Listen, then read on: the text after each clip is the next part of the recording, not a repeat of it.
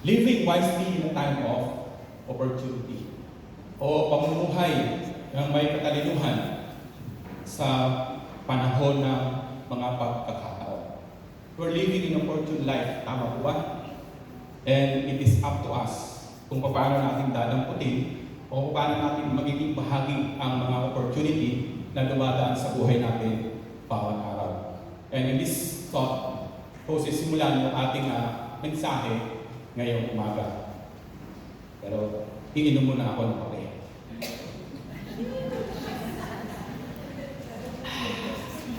Masarap ang kape ngayon. Ayun po. So may mga bagay na nais ko pong bigyang pansin dito sa binasa natin sa aklat ni Pablo sa Efeso. If you want to have a happy and holy living, ponder on the word of the word in the book of Ephesians. Kasi this is about a pure Christian living. Pagpasa ka nito, maintindihan mo kung paano mamuhay ng may kabanalan sa ating Diyos. So sa verse 15 na ating binasa kanina, ay nananawagan si Pablo doon sa mga taga-Efeso, and in our time today, God is speaking to us. Ano po? Na magkaroon tayo ng wisdom o karunungan. Di natin may kakailangan na sa buhay natin ito, walang makapagsasabi na hindi niya kailangan ang karunungan. And even in the life of a faithful Christian, ito ang mensahe ni Pablo doon sa mga taga-Efeso. So sabi po doon, yung pagtawag sa atin na mamuhay sa katalinuhan is to live out one's faith every day. Ipamumuhay natin ang ating pananampalataya sapagkat natagpuan natin ang katotohanan sa mga bagay na ito. Kanina kung nakinig po kayo ng mensahe ni Pastor Fel sa ating 7 o'clock worship, halos nagtutugma yung mensahe. We didn't talk about it, pero makita natin na sadyang kumikilos ang Panginoon at ang Banal na Espiritu sa buhay ng tiga Muñoz United Methodist Church. Palakpakan po natin ang ating Panginoon. So sabi po doon to live out one's faith every day. Hindi mo sasayangin ang araw, hindi mo sasayangin ang bahagi ng oras o panahon sa isang araw na hindi mo ipinamumuhay ang iyong pananampalataya. Yan yung tuwirang sabi ni Pablo dito sa ating binasa ngayong umaga. And sabi po niya doon, yung daw life of faith is a life that honors God and is in line with His will. At kung susundin natin ang kalooban ng Panginoon, indeed, kailangan natin maging matalino at mapanuri sa bagay na ito. Otherwise, hindi natin matatagpuan, masusumpungan ng Panginoon sa ating buhay, sa ating mga ginagawa, and hindi tayo nagiging kaluguran sa ating Diyos. Remember the last lectionary reference last week? Hindi po ba? Sa dami nung po pwedeng hilingin ni Haring Solomon, isumunod kay David. Remember? Tinanong siya ng kanyang Panginoon, ano gusto mo na ibigay ko sa iyo? And this Solomon knows upon himself na halos nasa kanya na ang lahat. At dahil dito, alam din ng Solomon na napakarami nakaharian ng kanyang pangunguna. So ano ang kanyang request sa kanyang Panginoong si Yahweh? Yan. Your guess is good as mine. Wisdom. Amen po ba? Yun ang hihiling niya sa Panginoon. Tignan niyo ang response ng kanyang Panginoong si Yahweh. Sabi niya doon, dahil iyan ang hiningi mo, ipagkakaloob ko sa iyo, hindi lamang yan, dadagdagan mo pa ang lahat ng meron ka. Sometimes the Lord is speaking to us directly and He's just gauging us ano kaya ang hilingin ng tao na ito.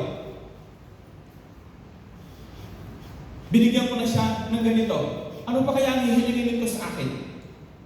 That's why mahal na mahal ni Yahweh si Haring Solomon. Yan, I'm an avid fan of si Harrison Ford. Solomon's Mine. Ano ko, kung may nakapanood sa niya, no? Sinusundan ko yung serye niya, no? Namana ko yan sa akin, sa father when he was still living, na mahilig siyang manood ng gano'n. At hinahanap ni Harrison Ford yung yaman nitong si Solomon. Yan, ano?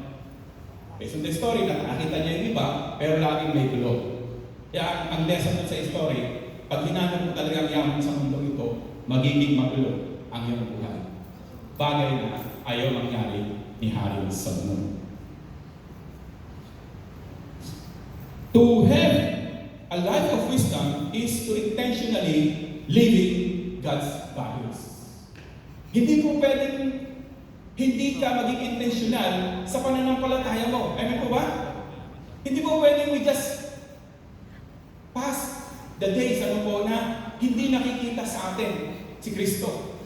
Hindi nakikita o hindi naririnig sa atin ang Panginoon na pinaglilingkuran mo. Kaya nga, yung panawagan doon ni Pablo, na magkaroon tayo ng wisdom, ng karunungan, is for us to understand what it is to be a devoted Christian. Sabi ni Pastor Fred kanina umaga, dapat daw ay dedicated. Dapat ay discipline. Yan yung hinahanap ng Panginoon sa iyo at sa akin. Maging intentional tayo at pinamumuhay na natin ang pananampalataya nito. Bakit po? Sabi niya doon, in a world full of distractions, we need to be intentional sa ating faith. Kaya napakarunong ng Panginoon. Alam niya na nung iniwan tayo dito ng ating Diyos, pinagkaloob niya yung banal na Espiritu because we cannot live alone in this world. Ang daming distractions. At I'm sure makaka-relate kayo sa pagpunta mo pa lang dito sa simbahan pag araw ng linggo, ang dami ng distractions. Munti ko nang hindi may gamit yung aking PowerPoint. Kasi all along, kagabi, isinend ko kay Teacher Judea, ang alam ko na isend. Eh, mabuti kanina, tinanong niya ako, Pastor, wala ka ba PowerPoint niyo? Meron na gabi ko pa pinadala sa iyo. Kung pinagmamalaki ko pa, nang tinignan ko, ay hindi pala na-isend. Distraction. If we are not aware of it, we will lose our faith in the Lord. Pinag-uusapan po natin ang mabuhay ng intentional. Let me just give you some some mga templates kung ano ang sinasabi nating intentional. Ito po yung ating UMWSCS. Fresh na fresh po yan. Kahapon lamang. They gathered together, dahil birthday ng isang kapatiran ni Ate Emmy Duboy. Si Ate Emmy Duboy was willingly, sabi niya, doon tayo mag-practice, doon tayo mag-Bible study sa amin at samahan niyo akong celebrate ang aking kaagawan. Yaman po ba? Tumagal kami doon, anong oras kami nag-iwahiwa. Intentional. Look at our United Methodist Men today. Hindi po ba intentional yung ginagawa ng ating iglesia sa bawat isa sa atin? Kamakailan lamang, ay umawit sila at nagpa-practice na naman. Dahil aawit na naman sila sa mga darating na linggo. So maging excited po kayo, kasi dumadami ang ginagawa ng ating mga kalalakihan at hindi na lamang ang pag-awit, hindi na lamang ang Bible study ang kanilang pinaplanong gawin. They want to be more intentional. Kaya plano po nila na magkaroon na rin ng kanilang care group. O pinapalakpakan ng Panginoon. Hindi po ba? Ganito yung hinahanap ng Diyos, Kapag sinasabi niya, maging intentional ka sa pagsunod mo sa akin, nakikita ng marami na wala ka ng Panginoon sa buhay mo. Ganyan ang gusto kong maging intentional living. And that is why last Friday, nagkaisa ang ating iglesia. Nagbahay-bahay na naman tayo for the past week.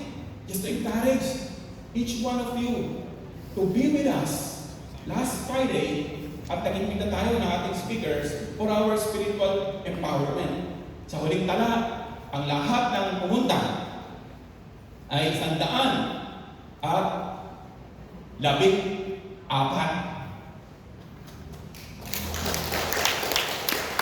Amen po ba? Hindi ba nakakatuwa, no? Yung interest ng bawat isa sa atin patungkol sa gawain espiritual ay tumataas. Nagkakaroon tayo ng kaalaman, nagkakaroon tayo ng panibagong karanasan patungkol po dito. Alam niyo po ba na ikinakasal na namin ang prayer conference? Watch out! At sana maging patuloy namin kabahagi kayo patungkol po dito. And pinag-uusapan natin ang intentional. Ito pong susunod na slide.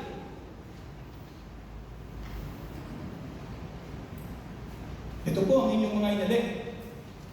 Tinalagang mga officers.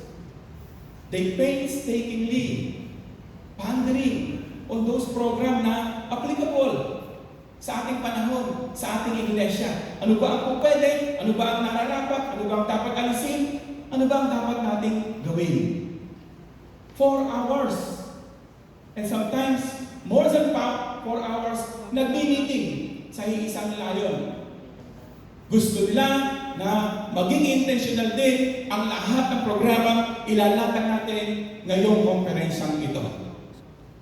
O palapakan niyo naman po, Panginoon. So hindi tayo nagbibiro kapag tayo intentional. Tama po ba? Seryoso tayo sa ating mga ginagawa dahil gusto natin mapaglingkuran ng buong puso ang ating Diyos na makapangyarihan sa lahat. And lastly, yun. Dahil we are now too intentional. Yung dating online prayer warrior meeting, ngayon ay face-to-face na. Yung dating iilan lamang na dumadalo sa prayer warrior meeting, wala na akong picture. Kasi nananalangin kami ng time na yun, wala magpipicture. Pero we increase in number. Anong ibig sabihin nun? Nalulugod ang Diyos. Kaya dinadagdagan niya ng lumuluhod ang Muñoz United Methodist Church upang masalo natin lahat ang plano ng Panginoon. Upang sa pagiging intentional ng bawat isa sa atin, intention din ng Panginoon na pagpalain ka. Pagpalain ang bawat isa sa atin.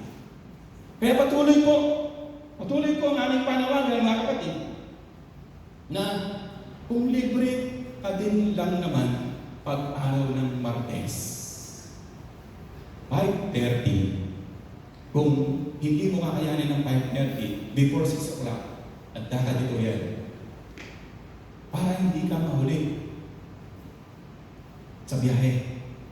Kasi kapag ka nagsimula ng manalangin,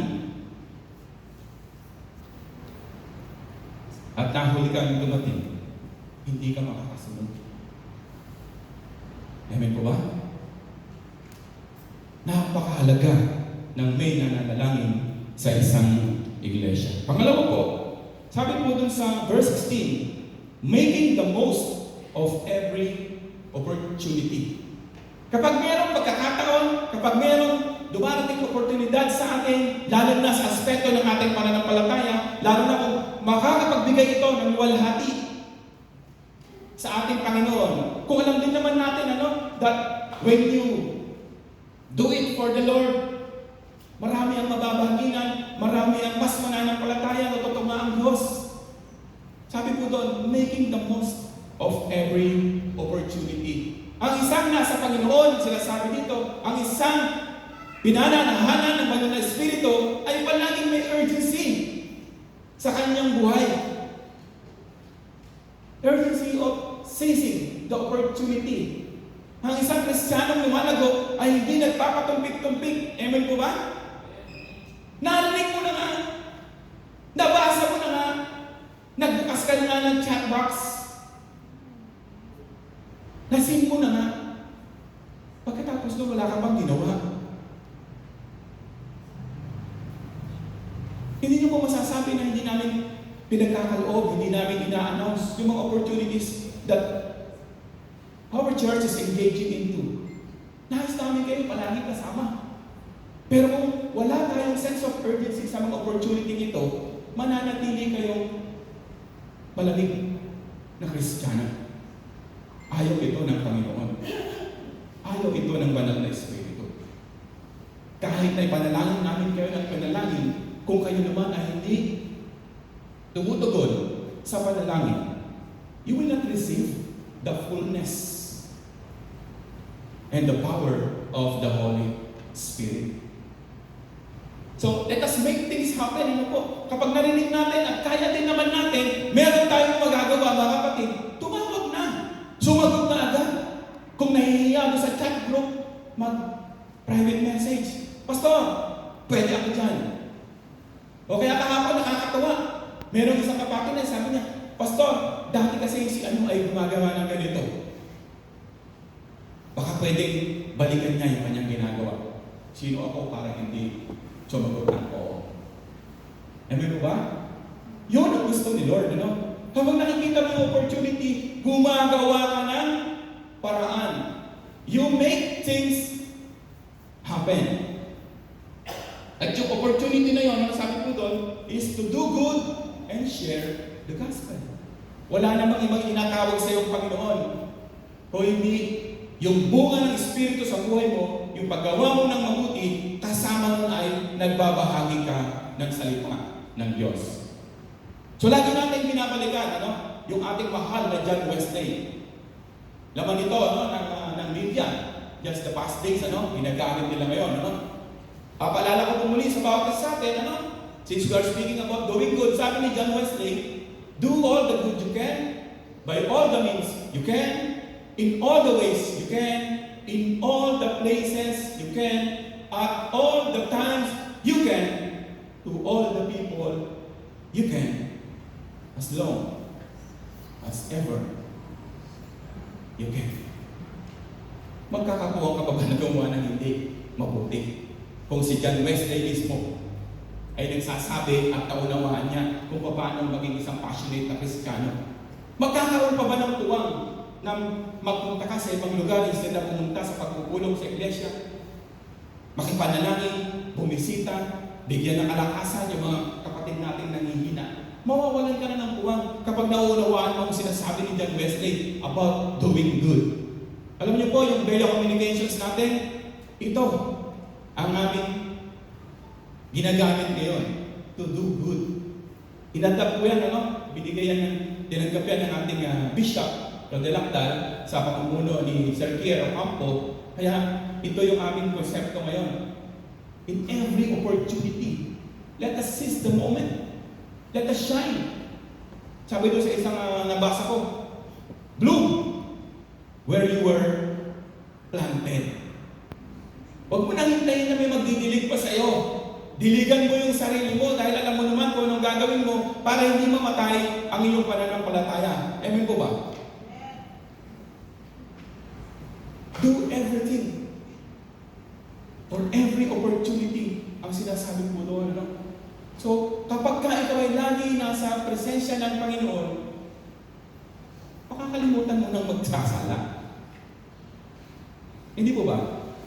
Kaya ang panawagan ni Juan, ang panawagan ni Pablo dito sa ating pinag-uusapan ngayon is manatili ka sa iyong pananampalataya at lumago dito. Kung babasahin po natin yung verse 16 to 17, may binabanggit doon na redeeming the time due to the moral decay of the current age. Alam na naman natin na pasama na ng pasama ang panahon. Bisa pag sinasabi ko ito sa aking may bahay, o naman kung ano sinasabi mo, yun naman ang totoo. This world that we are living today ay hindi na ito titinog. At kung nagbabasa ka ng Bible, lahat ng nangyayari ngayon, silipin mo sa Biblia, sinulat na dito bago pa nangyayari.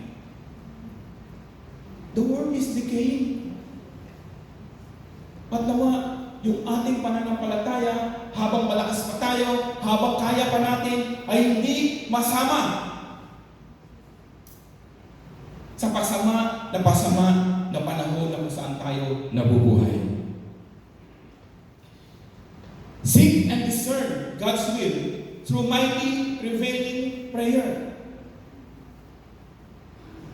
Sa pagbabasa ng Biblia, wala naman iba tayong pagbabatayan, mga kapatid, para manatili tayong namumuhay na malakas sa ating pananampalataya. Always seek the Scripture. Always kneel down in prayer.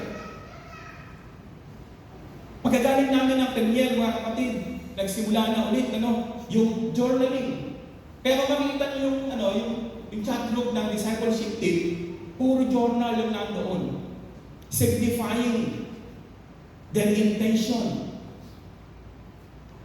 Addressing the issues of our time. Ibinabahagi nila yung kanilang karanasan, yung rema nila doon sa word of the day. And we do not want you to be left behind. We do not want any one of you to be left behind. Kaya medyo matalas ang mensahe ng Panginoon ngayong umaga. At sana paglabas natin ng sanktuaryo ay hindi nyo ako iiwasan. Sana bati-bati pa rin po tayo. Because I cannot contain. Hindi ko pwedeng i-baby-baby ang katotohanan sa salita ng Diyos. Pastor po ang lingkod. Hindi ko po pwedeng, ako nandiyan si Kuya Jude, hindi ko pwedeng sabihin ito ng ganito. Ako nandiyan siya, baka masaktan. Forgive him. But the truth is the truth. Kahit na makasakit, please sasaktan na tayo ngayon. Ang importante dito ay kung paano tayo babaguhin ng katotohanan nito. Ang invitation to be part of the prayer warrior ay open sa lahat. Kaya nga po ang tanong namin is, when ka naman po sasama? Busy ka pa rin ba? I hope yung katatapos natin na spiritual empowerment, na-catch natin yung main message doon. Each one of us should be empowered by the Holy Spirit so that each one of us ay maging kabahagi at maisalin yung power nito sa iba. Sabi po ni Reverend Reverend nung last Friday. Sabi po, prayer meeting is a civic meeting. Hindi ko makalimutan yung sinabi niya na yun ng gabi na yun. Sabi ko, kaya pala Lord, na kahit na meron kami ipinapanalangin, hindi lahat ay sinasagot mo. Because they were not there to receive the message.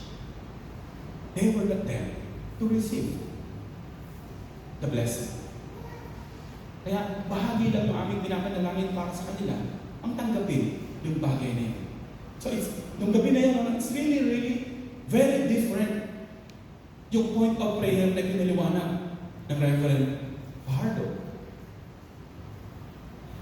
Kaya sabi niya, kung walang tao sa prayer meeting, sino ang re-receive ng blessing? Hello? You see how important, yung prayer sa isang mananampalataya. Napakarami po natin. Yes, sometimes you are really busy. Naunawaan po ni Lord yun. Pero lagi na lang mag-Martes ay busy ka. Lagi na lang ka bang magrarason sa Panginoon na hindi ka available ngayon, Panginoon? Na may gagawin ako, mas importante, Lord, kasi deadline na bukas. Alam ba natin kung may bukas pa?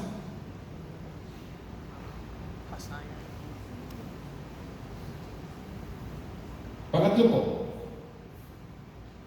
living in harmony with the Spirit.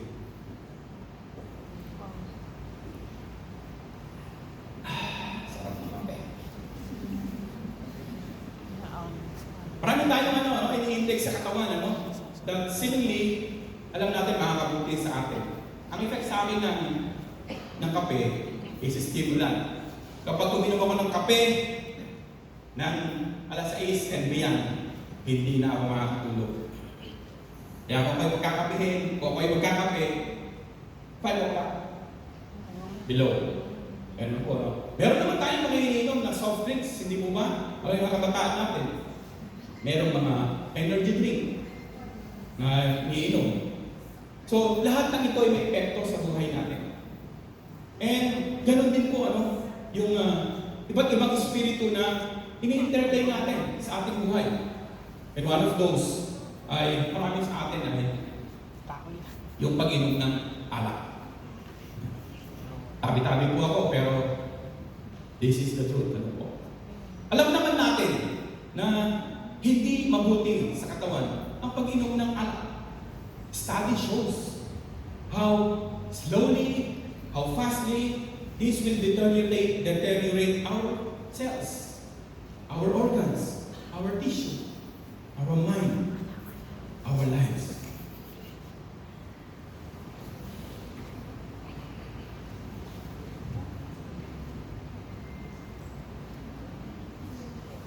The spirit it contains, the wine or alcohol, has the power to transform us into a different person.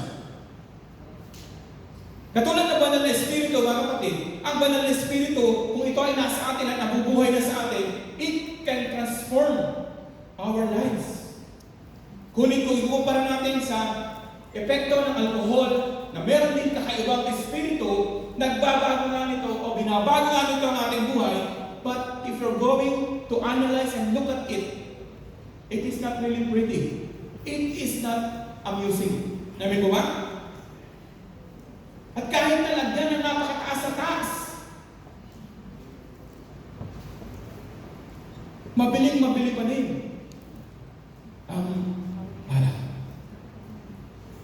Now, let me take you to another type of spirit. And this is the spirit that the Lord intentionally wants you to have. Sunod po. Sunod na. Ito yung effect of having the Holy Spirit in you. Tingnan niyo po. Kapag ikaw ay pinaghaharian, kapag nabubuhay sa iyo ang banal na espiritu, meron kang joy. Nagiging mapagpasalamat ka. Lumalalim ang iyong pananampalataya. Intention mo na pumunta kapag ka may worship, kapag may gawain, ayaw mo nang hindi aaten dito. Because your life is changing from glory to glory. Hindi na naririnig sa'yo na tumarunong ka, pastor. Intunog ka, pastor. Sinalang muna, pastor. Kailan mauubos ang mga bagay na ito? At ang isang I enjoy so much sa epekto ng pagka ikaw ay mayroong Holy Spirit sa buhay mo, ay pag ikaw ay nananalangin, it is always prevailing. Amen ko ba? This is the gift of the Holy Spirit na gusto ng Panginoon na mangyari sa iyo. Na kapag ikaw ang nananalangin, alam mo, humihingi ng panalangin na mas mataas. Ang ratio na titingin ka ng Diyos. Tutugunin yung kanilang panalangin. Pero nagko-contradict ito ngayon sa sinabi ni Reverend Marie. Walang sasalo sa ipinapanalangin ng iglesia kung walang nananalangin ng sama-sama. So we have to be really intentional kapag tayo ay nananalangin. Again, tuwing Martes, 5:30, magtagpo-tagpo po tayo dito. Gusto niyo po na magkaroon ng ganitong uri ng buhay sa ating Panginoong Jesucristo? Gusto niyo bang makamit ang tunay na kagalakan na kayo maging mapagpasalamat kahit na kokonti palagi ang nasa mapagkainan? Gusto niyo bang lumalim ang inyong pananampalataya? Make it intentional, mga kapatid. Huwag niyo nang hintayin sila, pastor, na dalawin, i-text, i-message, na paalalahanan pa kayo. Dahil ngayong umaga, sinasabi ko na po sa inyo. At wala pa kaming planong baguhin ang schedule ng ating face-to-face prayer warrior meeting. Dito po, 5:30 every Tuesday. Tulungan nyo kaming sumalo ng napakaraming blessing na galing sa Panginoon. Amen po ba? Masa na ba tayo? Yan, konti na lang po. So with all of these things, mga kapatid, yaman din lamang pala na ang gusto ng Panginoon ay ganito ang maging buhay ng bawat isa sa atin. What is really holding us back to have all of these promises from the Lord? So in parting, nais ko pong iwan po sa inyo ang mga bagay na ito. Kung ikaw ay talagang nananalig at nananampalataya sa Panginoon, let us commit to a life of gratitude. Commit mo ang iyong buhay na kahit nahihirapan ka, na kahit parang bang napaka-blink ng chance na mangyari sa buhay mo, yung inaasam at pinapanalangin mo, just let it go. Then let it go. Kahapon nga yung usapan namin ng ibang mga kapatiran, sabi ko sa kanila, ako pagka nalanalangin at parang napakatagal na parang wala kapag pag-asa. Binubunot ko yung isang favorite verse ko. Romans 8:28. Lord, all things work together for good. For those who love the Lord and who are who. called according to His purpose. Pagka nahihirapan ka na, parang sarado. Wala yung data si Lord, kaya hindi makasagot sa messenger mo. Punin mo sa kanya at paalala mo. All things work together for good pa rin, Lord. Hindi ba all things work together for good? At habang hinahawakan mo yung pangako na yun, maglingkod ka lang ng maglingkod. And it will come. Di ba, Christine? Amen. Oo, di ba? Yan, nakailang palit na ng trabaho, pero nung nasumpungan niya yung tamang proseso na makuha ang tugon ng Panginoon, God gave it to her. Palakpakan po natin ang Diyos sa Panginoon. Pangalawa, let us have a life of wisdom. Alam na natin kung anong tama sa harap ng Panginoon. Amen po ba? Alam na natin ang mabuti at masama. Alam na natin ang makakapagpahamak sa ating buhay, sa ating kalusugan. Huwag mo na gawin yun. Alam mo na, ipapahamak ka niyang kung ano-ano sinasabi sa iyo. Iwasan mo na. Baka mamaya kayong dalawa pa ang mapunta sa barangay. And lastly, let us live wisely with a life in total obedience to the